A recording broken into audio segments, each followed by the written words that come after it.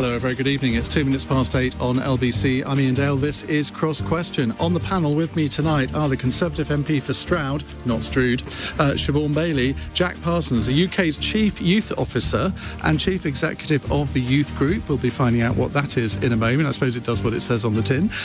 Whelan is a columnist for Spiked Online, and Stephen Pound is former Labour MP for 22 years, it says here, and former Shadow Minister for Northern Ireland. If you'd like to put a question to them, the number to call 0345 6060 973. I was going to say it seems ages since we've had a cross question, but we did a special one when I was on LBC on Sunday on the local elections, but that shouldn't put you off from putting your question to our panel 0345 6060 973, and you can text your question to 84850, and you can watch us on Global Player. Call 0345 6060 973. Tweet at LBC. Text 84850. Cross Question with Iain Dale. This is LBC.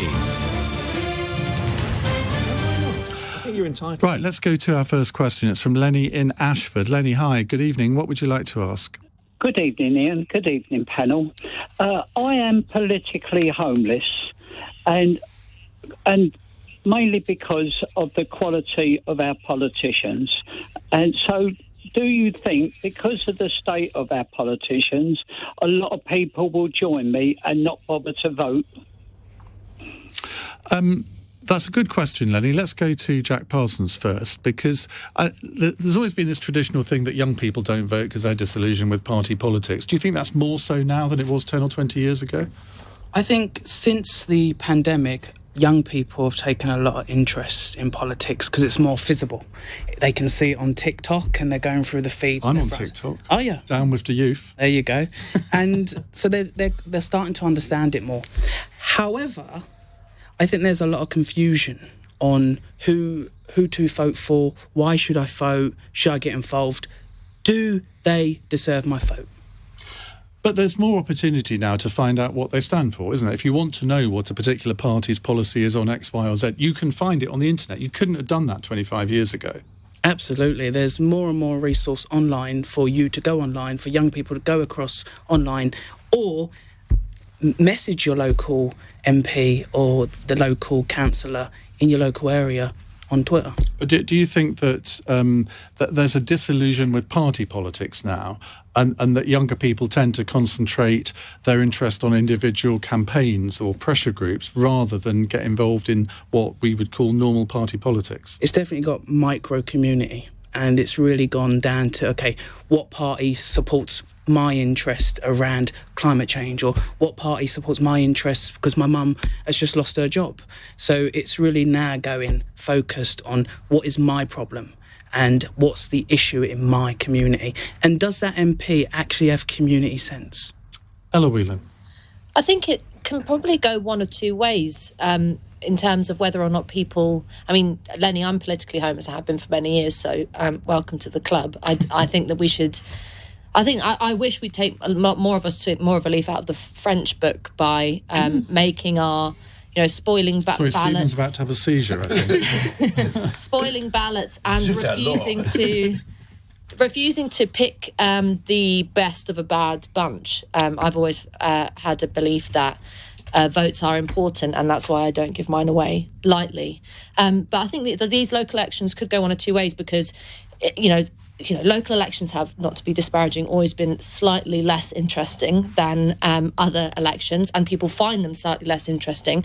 But we're now at a time when people are looking more closely at things that are happening in their immediate surroundings. So, like your council tax, the costs in and around your area, parking and things like that, are becoming much more important to people because everyone's had a squeeze, as we know. But also, I think that the issue of whether or not people can find information, I think, is probably slightly secondary to the fact that it's very hard still to differentiate between the two main parties, Labour and the Conservatives. They've both had similar approaches to the pandemic, with varying, degrees of slight grey areas. Neither of them have anything particularly exciting to say about the cost of living crisis. There are no clear, real dividing lines ideologically between Keir Starmer and Boris Johnson, as far as I can tell. There are some differences, but there's no real exciting break. And so I think it could be that people pay more attention, but actually I think for a lot of people it's going to be same old, same old. I don't really care. And I don't think that's a lazy position. I think that's a problem for the political class to deal with, not the voters. Well, let's turn to the political class. Former MP, current MP. Siobhan, you could be forgiven for not knowing that local elections were on at the moment. I haven't seen a single election poster, and we're, 3 days before polling day. Going to Lenny's question, is that part of the reason why people are politically homeless? Because the parties aren't taking a lot of interest in them? Well, I think Lenny can be forgiven for if he was politically homeless before, the unedifying last few weeks that's going on nationally with various different sort of scandals and arguments and political parties thinking they're landing blows on each other actually usually filters down to the public of people thinking they're all just as bad as each other. I'm out. I'm going to turn the telly off. I can't be bothered with this. I think the reality of the local elections, they genuinely do have quite a direct impact on what happens in your local community, and Jack is right. So what I would always say to people, and I don't have local elections in Stroud at the moment. I don't know why you haven't seen. It is. I mean, it definitely changes how we're approaching things, the MPs that don't have local elections in our areas. But I don't know why you haven't seen posters. But because I know that for the Conservatives that are either challenging to get new councillors in or trying to hold on to councillors, they're active all the time and they're active all over the country. But I think what I would say to you, Lenny, is actually try and get to grips with the local person that is standing, or the three local candidates. And I hope that it's three, and I hope there's no weird backroom deals where you've got less choice because of political parties trying to eke each other out. And actually think, what do I want? What matters to me? Exactly what Jack said. What happens? What happens to my life, and how does that matter? Things like planning. We know what councils have got control of planning, bins. We know that the councils were in charge of spending out a lot of central government money in the pandemic, or they were supposed to be dishing out that money to help local businesses. Look at their track record of how they actually did that. Did they get the money out to the right people, and then make the decision from there? But I will always say, go out and use your vote if you can, use it wisely, and look at those local people. And the vote for Conservatives, what we're trying to remind people is don't punish the local Conservative councillors for loads of national stuff that's going on, and if you stay at home, invariably it will help the Labour Party. Stephen Pound, I mean, you've heard people over the years say a plague on all of your houses, you're all the same as each other, you're all as bad as each other. How do you convince people from thinking that basically they're right? Well, they're not. Lenny, it's good to hear from you. And can I just say that if you don't vote, you're letting the rascals off scot-free. If there's one thing that bone-lazy, idle, venal politico would really love, is people not to vote for anybody at all. And you're speaking as a bone-idle politico. No, I have been. I have dipped a toe in the limpid waters of Lake Venal over the years, but I'm free now. I'm free. Yeah, but I think the point was made earlier on about the similarity, the sort of Venn diagram between Keir Starmer and Boris Johnson. I'm sorry, it doesn't stand up to any examination. There's no way on God's green earth the Labour Party would come up with this absurd, obscene nonsense of shipping people to Rwanda while they're simultaneously taking refugees from Rwanda. No, the Labour Party is standing for things like... I think they did in 2003, to be fair. Not to Rwanda. No, not to Rwanda, but there was a plan to process people offshore. Indeed, there was in France, which makes a lot of sense. Makes a lot of sense. Anyway, the point is that we're not remotely talking about that, and what the Labour Party is talking about is things like an energy cap, actually a windfall tax on the major utilities, important things like that. But the answer, I think, you remember Badgett said, the answer to, if you're mystified about politics, is to actually, have a look at it and see. Get involved. Politicians actually work for you, Lenny. You are incredibly important. I don't know if you're from Ashford Kent or Ashford Middlesex, but it makes no difference. Get in there, get involved, because if you sit on the sofa and do nothing, you're letting the scoundrels off. Get in there. Make a flipping nuisance of yourself. But that's easy to say. But if you do get involved with a local political party, and I think it's probably the same for all of them, you go along to your first meeting, and you listen to all these people sort of arguing with each other. You think, aren't they supposed to be on the same side? And then all you ever get are begging letters for more money to support your local party. Well, there's an element of that, but I always, on occasions like this, I always turn to Iain Dale's masterwork. Why can't we all just get on? And I think which is available in all good bookshops. That is also available in all good bookshops. I've actually got an unsigned copy, which is apparently quite rare. Everybody talks about this consensus in local government, but there is huge divide. There are big differences. Things like local traffic networks. Massive differences between people. Things like council tax. I mean, and look across the piece at how many Labour councils are failing compared to Conservative councils are failing. How many people have got council tax down? Northamptonshire. I'm not sure you're on strong territory there. That's the analysis too. Look at the councils that are providing low council tax, regular bin services. Look at actually what that's going to mean to you on a day-to-day basis. And I respect Stephen, but he immediately defaulted to the national stuff, a Rwanda policy. Local councils, as much as they like to think sometimes, with their motions. People vote in local elections on all sorts of different bases, and a lot of people, particularly this time, I suspect, will be voting. It will be seen as a bit of a national referendum. Lenny was government. Asking for a steer on how to actually cut through. Well, you actually want to answer the question. Sorry. Never happens on this show. So, and I think that the local elections, vote locally, look at your local state, and Conservatives are on really good ground on that basis. Ella? I think it tells you a lot that the suggestion that voters are simply mystified about politics, and that's why they're politically homeless and don't know how to vote. Aside from that being slightly patronising, to put it lightly, I think it's not that people don't understand what the two parties stand for, either locally or nationally. And I think you can't get away from the fact that whether or not you are thinking about your bins, you're also looking at the big things that have happened recently, whether that's the pandemic, Partygate, Ukraine, Rwanda, or anything like that.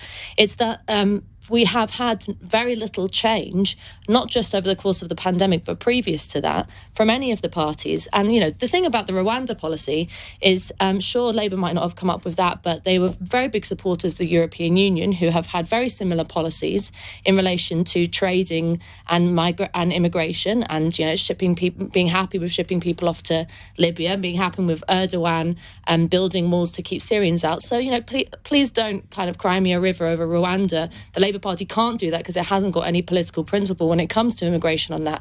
But I think the most important thing, it was an EU policy and an EU agreement. I'm saying that there is a precedent of this happening. I'm completely opposed to the Rwanda policy, but it's not like this is some uniquely evil concoction from the Conservatives who are uniquely immoral when it comes to immigration. There is precedent from both parties. But I think the most important thing for most voters, and maybe Lenny can say what he really thinks, is that there are big crises happening at the moment. Cost of living crisis, the question of people's futures. Is life just going to be forever now? A move from one crisis to another, and parties saying, we'll give you a bit of cash here, we'll stem that here, we can't really do much. No one is putting anything exciting on the table, and that is forever the question. What puts you off from going into party politics? Because, you've been on this programme quite a few times over the years. You've got definite opinions. You're somebody who clearly is extremely competent. Surely party politics needs people like you. Well, I think there's something exciting to be. How do I put this? I think the turmoil. You prefer being a gob on a stick. Yeah, possibly. and I don't deal well with authority, so I don't think I'd listen to any whips. But there is something. One thing that can happen in local elections is that independent candidates can come through with something exciting. You mentioned low traffic neighbourhoods in the part of London where I live. That's becoming a very live issue because it's ruining a lot of people's lives from my perspective. But there is something exciting about the prospect of both parties being challenged, either by weirdly low turnout or people spoiling ballots and saying I'm not putting up with this, and also by a growth of independent candidates. Now, at the moment we have new parties like Reform, Reclaim, Gina Miller's party, I can't remember what it's called, all that kind of stuff. True and Fair, I think. Yeah, I think Jeremy Corbyn's threatening to do one. None of that stuff's exciting. None of that stuff's necessarily new. I think we're crying out for something different. Whether or not that means people like me stepping into the fold, I'm not so convinced. But there has been a lack in British politics for a very long time of any new blood. It all gets sucked up by the Labour Party. Talking of new blood, Jack Parsons. Now, you told me earlier, I hope you don't mind me revealing your age, you're 27. When I was your age, I was doing things like this at 27, and I always wanted to be an MP. It was sort of part of that path. But I suspect that is not uppermost in your mind.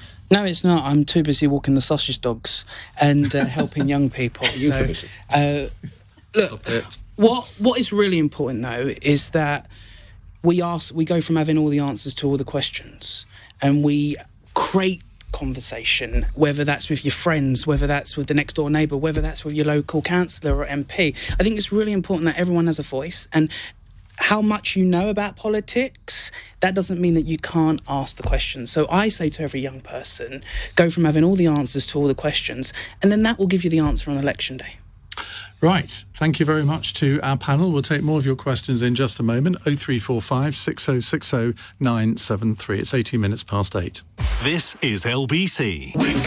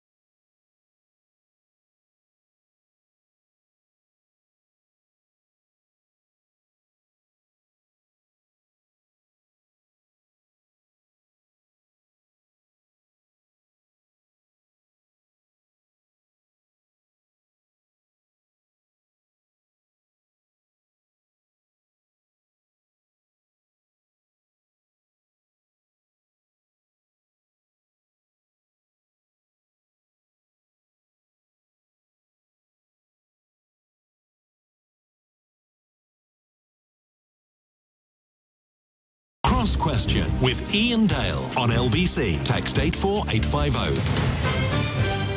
20 past 8 on LBC. With me on the panel for this hour, Siobhan Baillie, Conservative MP for Stroud, Jack Parsons, Chief Executive of the Youth Group, Ella Whelan, columnist for Spiked Online, and Stephen Pound, former Labour MP.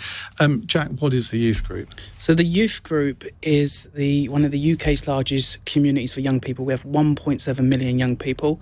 We've put over 90,000 young people into work, and we help young people flip the duvet in the morning, get out of bed and be passionate about something. Well, I mean, that's something that's laudable, isn't it, Stephen? Absolutely. Do you need your duvet flipping? Yeah, it's absolutely brilliant. Must have a word with my daughter about this. But look, what I think was said earlier on was extremely interesting, about engagement and also about retail politics and the sort of pick and mix approach to politics. I think you've got to ask yourself, what actually is politics? Because politics isn't party politics. Politics isn't just about these awful meetings in church halls and then the begging letters.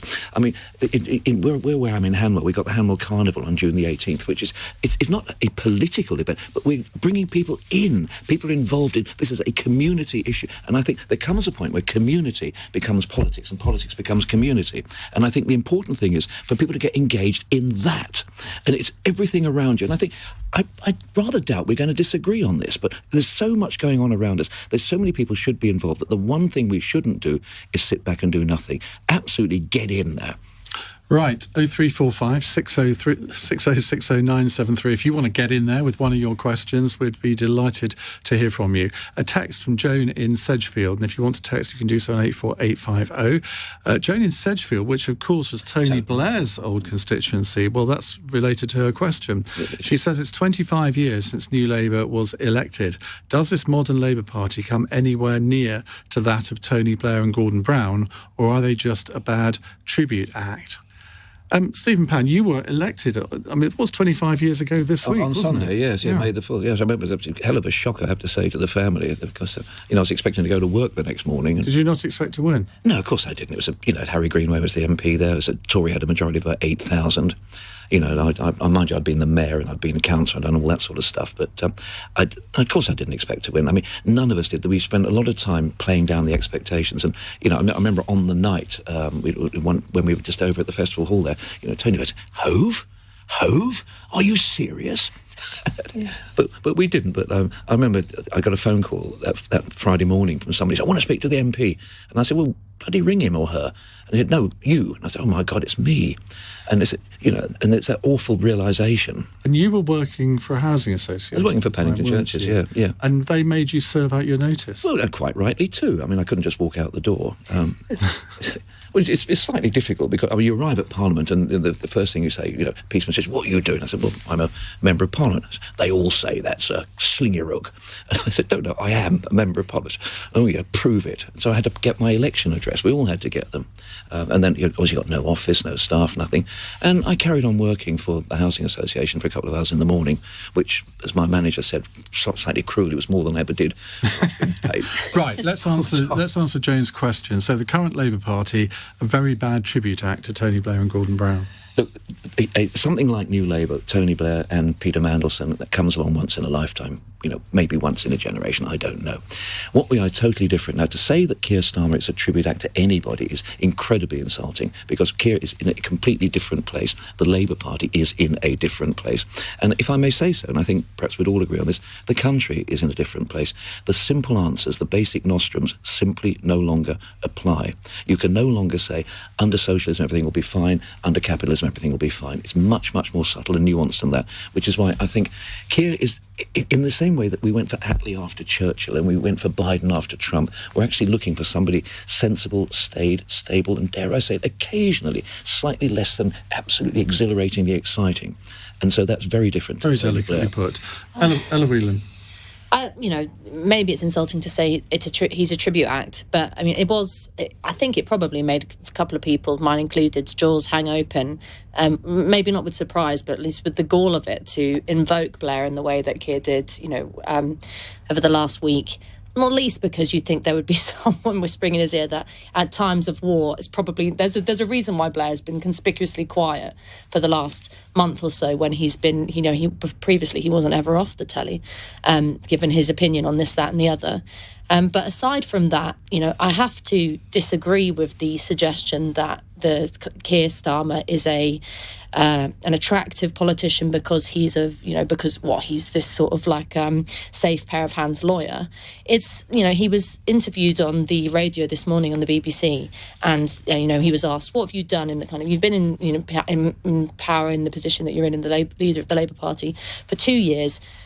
What have you got to say for yourself? And, pandemic aside, which I think everybody has a relative amount of sympathy for, the answer is not very much. And, he's been playing second best to Boris Johnson throughout the pandemic, not being able to provide any kind of serious opposition to some of the measures, more extreme measures that were brought in by the government throughout that period. He was challenged this morning and said you had on your election ticket questions about common ownership, and you sort of were riding the Corbyn wave, trying to capitulate on, trying to build on that in some way. And then now he says, well, I don't really want to talk about nationalisation, which, fair enough, but that's going to disappoint a lot of people. I think he comes across to many as someone who's just spent the last 2 years trying to move away from the stink of Corbyn. And he's done rather well on that, hasn't he? But not offering, well, I mean, we can have a different debate about whether Corbyn stank, and maybe we don't want to do that. But there is, he has not offered anything exciting. Surely he's detoxified the Labour brand. I mean, he's no longer associated with Jeremy Corbyn. He's made a major effort on anti-Semitism in the party. He's moved the party away from Corbynism within 2 years. Now, I would have thought that that's quite something, that most of us wouldn't have expected him to be able to do that so quickly. I suppose it depends what you think or thought the Labour Party was meant to stand for. And I think it still uses and abuses this rhetoric of it being the party of working people. It doesn't say working class people anymore. Whereas it's quite obvious to anyone that, Keir Starmer and the people around him, whether it's Emily Thornberry or people like that, are hell-bent on having moving Labour Party perhaps more towards a kind of the Blairite faction, but as a party of the metropolitan middle class. And that sounds like a cheap, throwaway comment. Lots of people use the word metropolitan as a kind of insult these days. But it really is from top to bottom, whether it's in relation to questions about nationalisation or about the kind of its fascination with not being able to tell the truth about culture wars issues like gender or things like that. It is just has nothing to offer working class people anymore. Jack? My opinion changes all the time on this. I always ask, how can I relate? And I've been around the table. I've had the Education Secretary over to my home to talk about youth. I was at a dinner with Dominic Rubb the other week, and I've sat round the table today with a Labour and a Conservative, and I like these two. But I go to some tables, and I'm like, I don't like Labour, I don't like Conservative, and I just look to myself, how can I really relate? And a lot of tables I've been around, they push you to one side and they don't let you speak. So I just like to observe and say, it's based, how do I relate to that individual? So when a Labour leader is saying common sense and saying something that makes sense and I can relate to it, I'm like, well done. When a Conservative individual MP is saying something that common sense, I go, well done. So that's my viewpoint. What do you say about Keir Starmer? I mean, he's being called a bad tribute act in this question.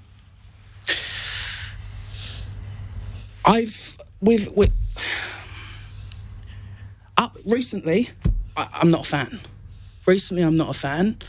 But in the pandemic, I felt he was really strong on the box and held people accountable. So it changes based on when they open their mouths and what they say next. How does it relate to me? Right now, I'm not his biggest fan, and a lot of young people are not either, but a lot of young people are. But my opinion right now is I'm not a fan. I imagine that you're not a fan, Siobhan. Well, let's get that out of the way first.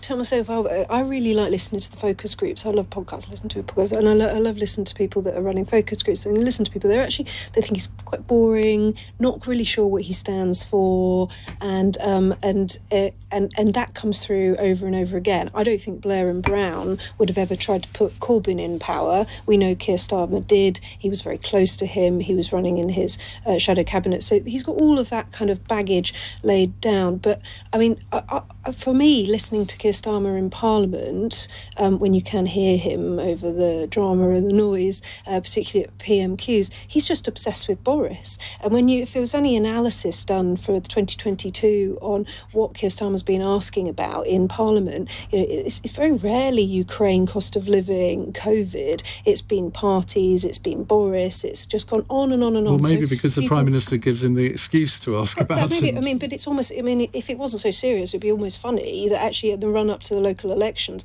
after all that work Keir Starmer's done to kind of try and create a scandal and cause drama, he's actually answering questions about Durham Beergate. But I think that it just comes back to this. It's what does he stand for? He made a lot of commitments to the left, very left of his party, trying to get the leadership. He's now moving away from those. We don't really hear much about what his kind of policies are, what the party's policies are. It's all about attack. Kept in hindsight, I think, comes up as well in the focus groups because it's accurate. Right. Well, we will take more of your calls in a moment. 0345 6060 973. You can text your questions to 84850. It's 8:30 on LBC, and Helen Hodinott has the news headlines. The UN says around 100 Ukrainian civilians have successfully reached relative safety after leaving Mariupol over the weekend. Earlier, Boris Johnson told Ukraine's parliament the war with Russia is a fight between good and evil. President Biden has vowed to protect access to safe abortions, saying a woman's right to choose is fundamental. A leaked document has revealed the Supreme Court is considering overruling Roe v. Wade, a landmark case which legalised terminations in 19 1973. And another P&O ferry has failed a re-inspection and is being kept out of service. Today, the company resumed passenger crossings between Dover and Calais for the first time since sacking 800 workers. LBC weather, rain moving across the north this evening and into the south overnight, lows of 6 degrees. This is LBC.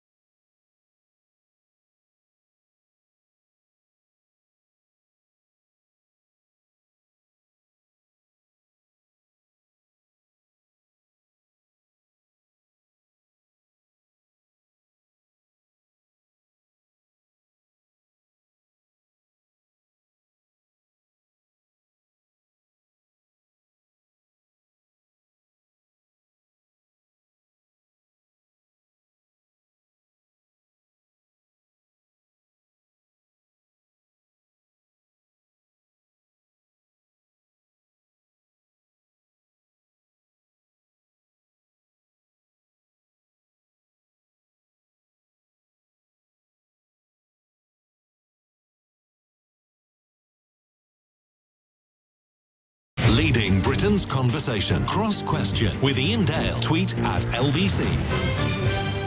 It's 8:34 on LBC. Just a reminder, on Thursday night at 10 o'clock, I'll be hosting the LBC election night coverage with Jackie Smith. We're going till 6 a.m. That's going to be a bit of a marathon, isn't it? But lots of councils having elections on Thursday. Not actually, I was looking at the map of all the different elections, and if you look at it just geographically, most of Conservative England has not got elections on Thursday. I think nothing west of Somerset, nothing in East Anglia. I think my council is about the only one in Kent. So it's actually in a lot of more Labour areas that there are elections. But in the cities, it's interesting, isn't it, that in Wales and Scotland you've got uncontested elections.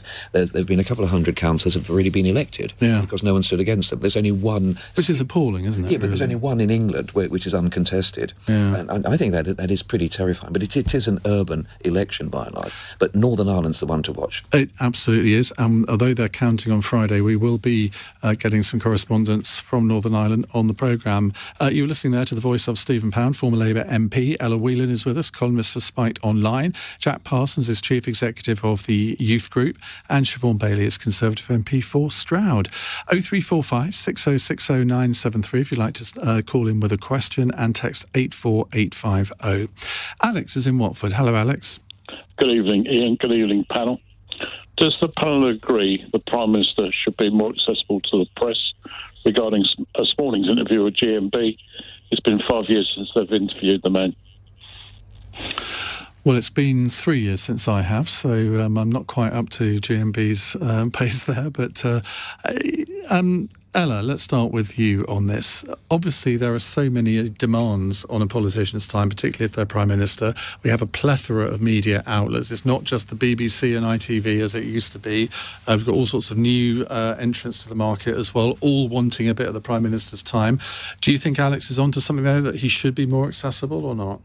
Well, as a journalist, I think I'd probably be shot if I didn't say yes. I always think that politicians should open themselves up to public scrutiny. But the question is whether it has to be said, I thought Susanna's interview this morning was very good, and I enjoyed it. I thought she had him squirming in the right places at the right time for a lot of it.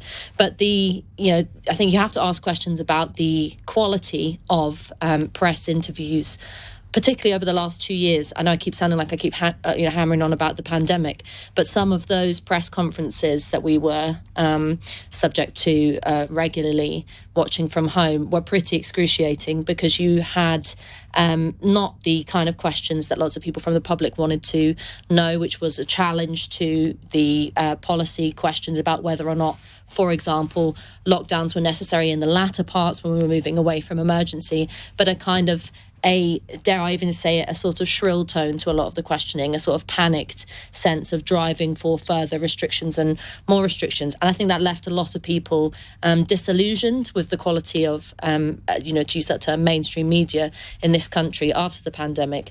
It's also the case that on the flip side, you listen to Boris this morning or Keir Starmer, and, it is the case that we do, even though that kind of tone of questioning where you keep pushing politicians can get irritating, the level of evasiveness is infuriating. So the fact that they just will not be straight with people, and the whole thing about Partygate or Durham Beer Gate or whatever it is at the moment is that, or even actually the Angela Rayner story, is that you get this sense that politicians not only have a public and private persona, which is understandable, and that's part of the job, but that their public persona never is anything other than spin and avoidance tactics. And so that leaves, I think, particularly in times of election, it leaves lots of people very frustrated. So whether or not you had Boris Johnson in front of the telly or in front of a mic more often than 5 years for Good Morning Britain, I know he was sort of boycotting Piers Morgan, I'm not sure that you get much more out of it. Piers Morgan is constantly calling you all the names under the sun. I mean, why would you, as a politician, go on a programme when you know the presenter is just going to hurl abuse at you? Yeah, and fair enough. And I think some of the style of questioning of this I'm not making any sort of disparaging comments about Piers Morgan at the moment, but there's a lot of presenters out there who are guilty of wanting to hear more of their voice than they do of the... Anyway, that's enough from you, Ella. Talk to the hand. Siobhan. It's a really interesting point. I saw the note. That's the sort of thing politicians say, isn't it? But I think whether he's been on GMB recently or not, he's been everywhere and he's out and about. And there are, a massive range, and he speaks to camera, he talks to people, through social media as well. He uses that, and he was on the telly box every single day during the pandemic when they were having those press conferences. So I think access to the Prime Minister is there, and he is, he loves people. He wants to communicate. He's a communicator. He enjoys it. He was a journalist by trade, but so he does tend to, or either he or his team do tend, and this morning I think was an exception, but do tend to pick interviewers who they think are maybe going to give him a bit of an easy time. Well, I mean, I'm not in his press. I'm not in his press pack. I'm not in the advisor or the inner circle in that respect. But certainly, I think you're right. If you know that an interviewer isn't going to listen, is just going to shout you down, what's the point of spending your precious time as Prime Minister when you've got a lot to do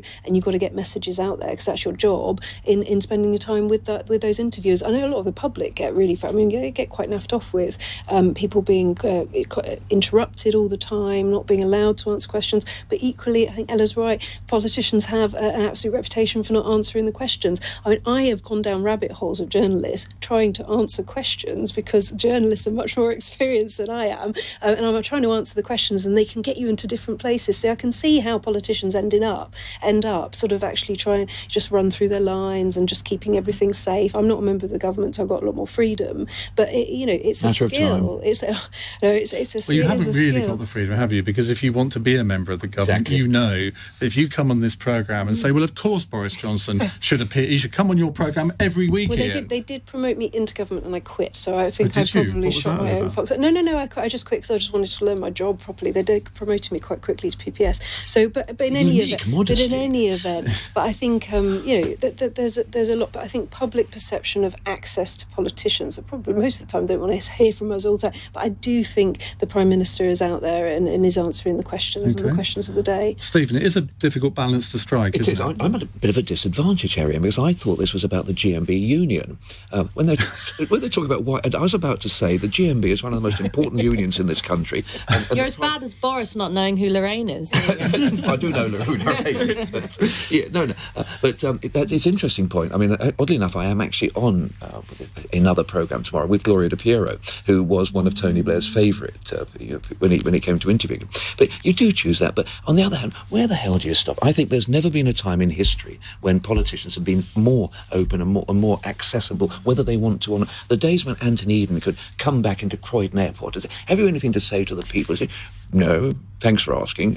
Marvellous days. I mean, you wouldn't have liked it, Ian, but I think nowadays they do. And are you going to really get into a tick box and say, hang on a second, you've not been on Radio Solway Firth, the fishing hour or something, or Stroud FM. I mean, why not?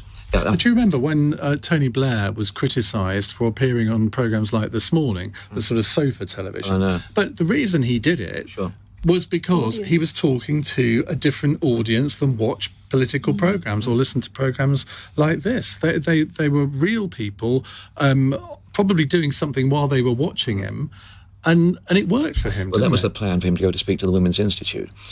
And that went well. That didn't go very well, did it? Was that the slow hand clap? We all remember that. Podcasts are another medium, and I listen to loads of podcasts because I have to move between the constituency. I know you do. They're all on my WhatsApp. But so I think that's another medium for hearing from politicians and hear. But I think it is. You can't spread yourself too thin. It's just thinking while you guys were talking. It's also the case that Twitter has become this indispensable tool for journalists because politicians often are far more honest on there, and they sometimes slip up much more easily. Twitter is essentially giving them enough rope to hang themselves with their own words better than any journalist could do most of the time. But it's also a problem because you can tell in the Commons that lots of MPs are making their speeches to the Twitter audience, to the Twitter crowd, and they're ticking the right boxes, they're hitting the right keywords to set off those hashtags and all of that, and so it becomes kind of degrading. So there is a skill to public. There's a skill to talking to the public, and while Twitter has its upsides because you can kind of the mask slip sometimes, it's also the case that I think too many politicians think that talking to the public is talking to Twitter, and it's not. Jack, do you think that the Prime Minister should be more accessible to the press? Less is more if you answer the questions. That's profound. Yes, and have trust contracts. I think less is more, but also consistency. When are you expected to come on? And so someone doesn't go quiet and then they jump up and they do 20 interviews and then go quiet again. So consistency is key and less is more. And when you're on the shows like GMTV today, this morning, it's Good Morning Britain. Oh, is that what it's called now? It's really important that you actually have a conversation rather than reacting. You need to respond. I think you've hit on something really important there, because I always thought that a prime ministerial interview ought to have a sense of occasion about it. And David Cameron, I think, was the one that really. I mean, he would comment on the death of some minor celebrity as if that was something that he should really be doing. And Margaret Thatcher would give interviews to sort of Brian Walden, Robin Day, maybe 3 or 4 times a year, and they would be occasions. There'd be long interviews. They were searching interviews. She would prepare for them. But now you kind of see the Prime Minister on your television screens virtually every day in some capacity. I always think of Deirdre Rashid from Coronation Street. I mean, Tony Blair. Barlow as was. Let's not. Deirdre. Yeah, Tony Blair felt it necessary to actually commiserate was it the death Samir? Yeah, that's yes. He'd fallen into the canal, hadn't he? Indeed. It happens in Manchester. Too much rain. And I thought that is so different to. I mean, okay, to take a sort of slightly egregious one. You think of Roosevelt with the fireside chats, which revolutionised contact between politicians and the people, which was actually written by Eleanor Roosevelt. But they used to give and use radio to speak, and then obviously Hitler. Then Himmler gave free radios to people so they could listen to his speeches. So, but it was, as you say, a sense of occasion, and we can all hear, Chamberlain's "and I have received no such assurance," and all those great big speeches. I think less is more. I hate to say this, but I'd like to vote for you, Jack. You strike me as someone who's a breath of fresh air. Alex in Watford, let's go back to you. Would you like to see more of Boris Johnson being interviewed on the broadcast media? Most definitely, but one thing nobody hasn't picked up, excuse me, the Prime Minister didn't know how much a carer allowance had gone up. Now, to me, that is disgusting. The man should know exactly how people of this country are suffering, and he didn't know the answer to that increase in the carer's allowance. Does anybody here know what the increase in the carer's allowance is? It's variable. A couple of pounds. It's variable because it's income-based. Yeah. Right. Alex, thank you very much for that. That's Alex in Watford there. If you'd like to ask our panel a question, 0345 6060 973. It's 8:47. LBC, Nick Ferrari at breakfast. Boris Johnson will be the first world leader to address the Ukrainian parliament. The Ukrainian ambassador to the United Kingdom, Vadim Pristaiko, joins us from 10 Downing Street. What do you understand to be the relationship between the two men, Prime Minister Johnson and President Zelensky? There is some chemistry which appeared to be from the first meeting, and it was the first visit of President Zelensky almost 2 years ago. The UK is helping us enormously. That's why all the MPs are gathering in the Parliament building, although the city has been bombed by Russians regularly. Nick Ferrari at breakfast. Back tomorrow morning from 7. Listen on your radio and on Global Player. LBC. Wait.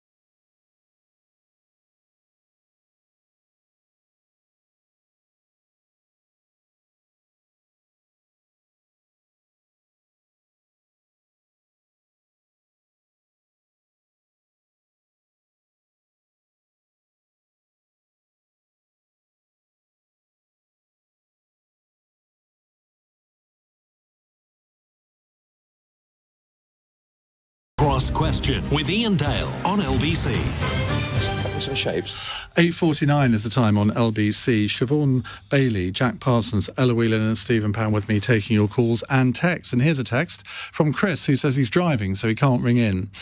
He writes, the so-called city upon a hill, the beacon of light across the world, is now facing law changes to women's rights in different states based on or depending on religious ideology, bigotry or belief.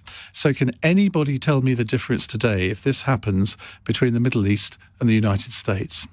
Well, that's an interesting one. Siobhan.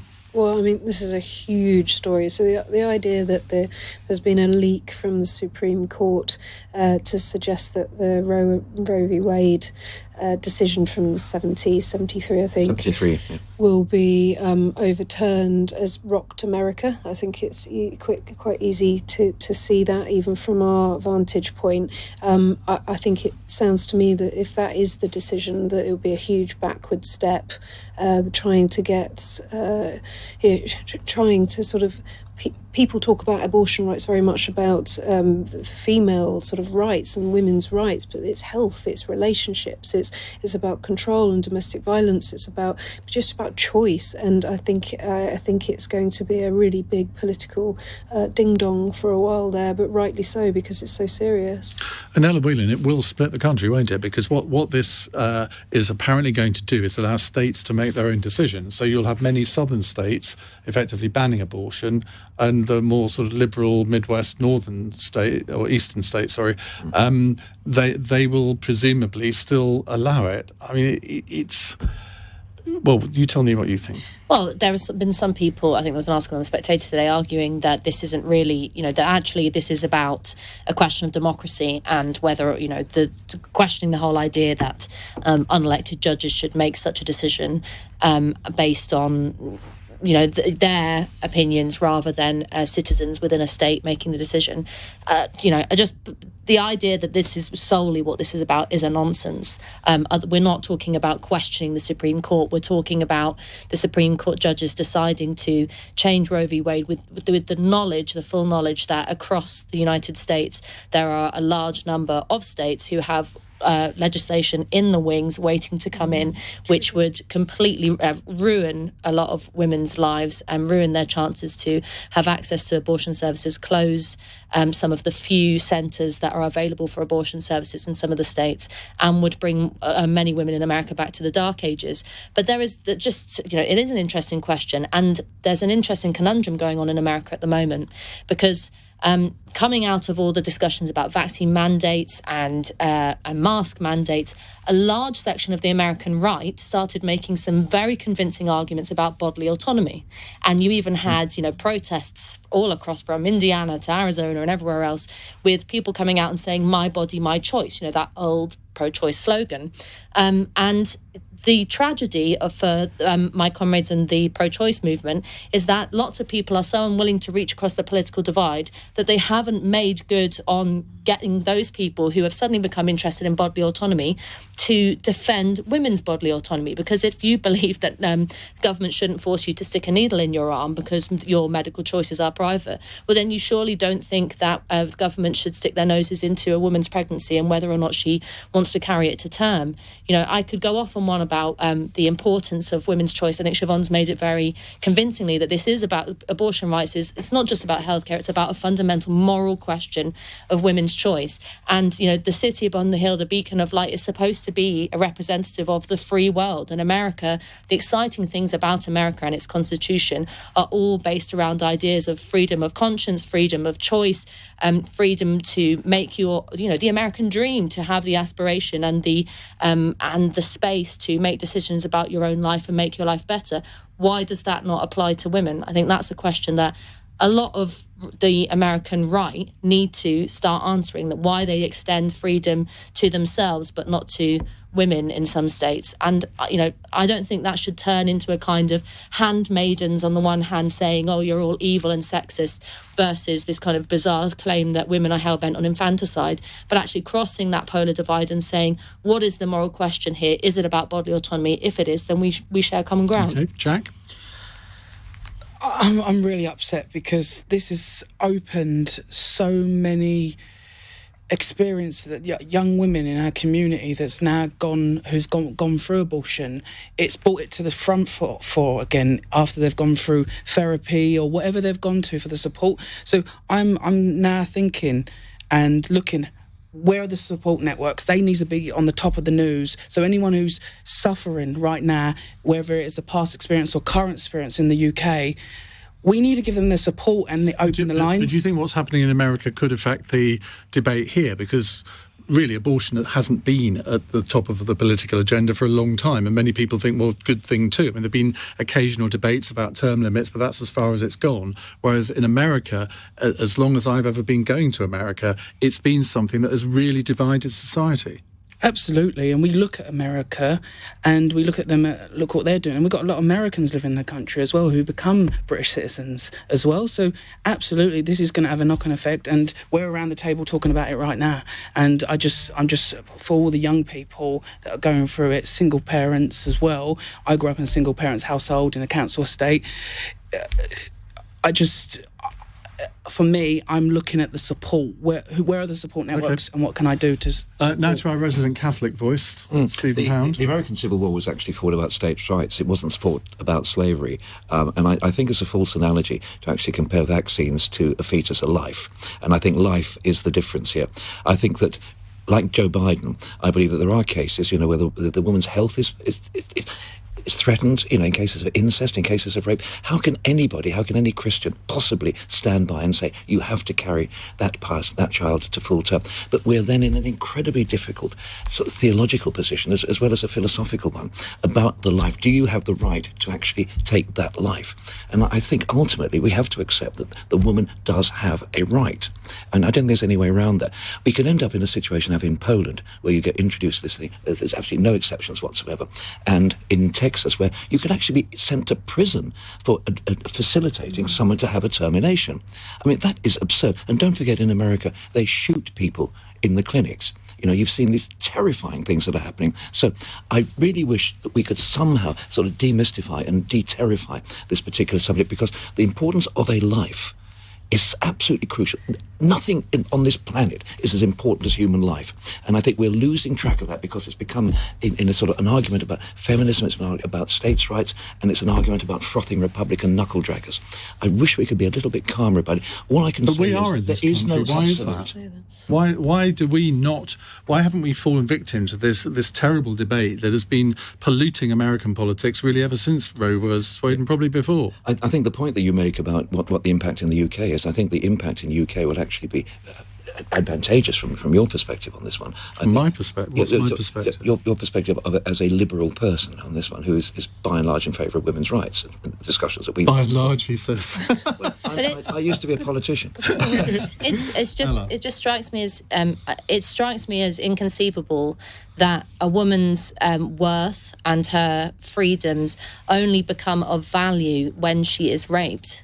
Or when she is a victim of incest. I know, but it's a religious position, and I understand the question of the importance of life. And actually, as someone who's pregnant myself at the moment, once you have a pregnancy that is wanted, that you're looking forward to that baby being born, the life inside me that's growing had significance and emotion for me from the minute I saw its first heartbeat. But for a woman Is this your first? Yes, this is my first and fourth time on IVF, so I'm hoping. Wow. It means a lot to me.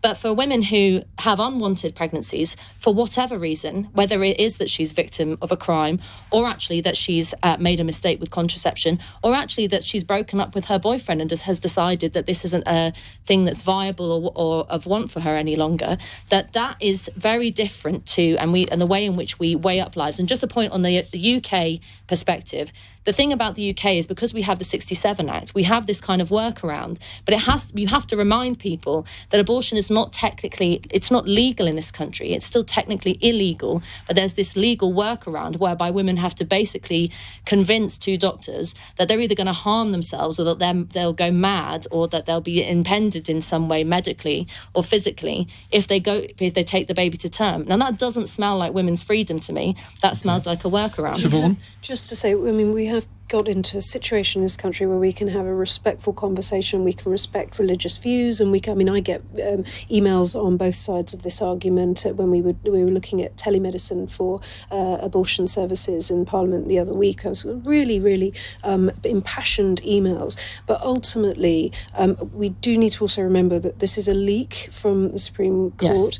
Yes. We don't really know... it has actually been verified. It's verified, but we don't know. There's been other cases where they've changed their mind in the process of it. It's the first draft, I think. So there may be, we don't know the actual final position.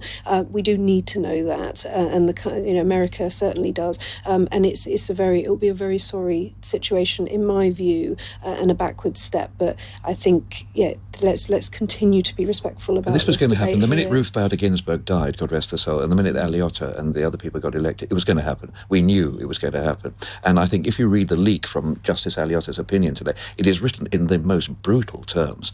I mean, it is actually talking about the unconstitutionality of the Texas judgment in 1973 in absolutely unequivocal terms. Well, I think we will return to this on the programme because it has been news that's broken today, and we may do a phone-in on it because it's actually a long time since I've done a phone-in on this subject. Final text from Gina in Essex. Boris Johnson sparked ridicule this morning when he appeared to not know who Lorraine Kelly was when referenced by Susanna Reid. Do you know who she is, and what are your cultural black spots? Jack? I do know who she is, and... When he said that, it made me giggle because that's Boris for you. And do you think he genuinely didn't know who she was, or it was a bit put on? I'm trying to remember if he'd slept. Well, Stephen, looking in wash his your eyes, mouth out. Say that. well, you don't know what's going through his mind. I think he knows who she is. Do you have any cultural black spots? I don't actually know what that really means. Well, sort of an area of our national life that you just aren't interested in. I mean, I wouldn't, if you said a rap artist to me, I probably wouldn't have a clue who they were. Oh, well, in that case, anything before 2002. It's like me with films before 1980, not interested. Ella? Well, it is a bit embarrassing that he didn't know Lorraine, and yes, I know who Lorraine is. But it seemed to me a bit like, we always watch politicians choking down bacon sandwiches and like trying to come up with be down with the kids or down with the kind of the working class in this really crass way when it's like, well, did you expect Boris Johnson to be watching Lorraine? No. So should he have to pretend?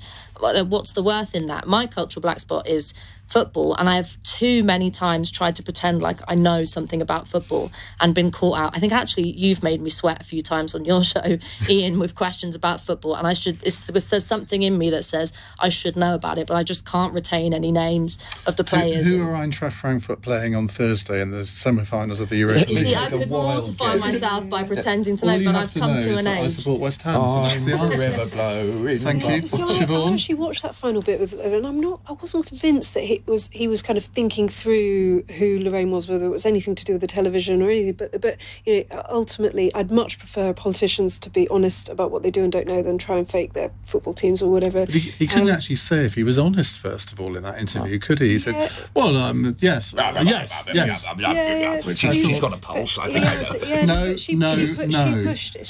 that is bad. She pushed him she pushed him and he answered. Okay. He answered a straight question. Cultural black spot for me is TikTok and all the influencers and all the celebrities. You should be on TikTok. At the moment. I haven't got there yet. Talk to Calum out there. He got me on TikTok. He can get me on he's TikTok. doing a very good job but for my me. cultural top spot is I love Coronation Street. Yeah, me too. I love Do you know that nobody knows what Frankfurt Eintracht means? Because Eintracht Frankfurt is an untranslatable word. Right. Do you have a cultural black spot? We need to get to the news. We're already far too late. Well, rap and TikTok. Okay, fine. Stephen Pound, Siobhan Baillie, Ellen Whelan and Jack Parsons, thank you very much for joining us. We'll have another edition of Cross Question tomorrow. Coming up in a moment, we're going to be talking about Ukraine, Boris Johnson's speech to the Ukrainian Parliament, and wondering if our efforts on the military front are being undermined by the lamentable performance by the government on refugees. You're listening to Iain Dale. It's 9:03. On your radio, on Global Player, and Play LBC. leading Britain's conversation. This is LBC. From Global's newsroom, a steel plant in the Ukrainian city of Mariupol is reportedly under attack by Russian forces again, with hundreds of civilians trapped inside. The UN says it has successfully evacuated around 100 people from the site.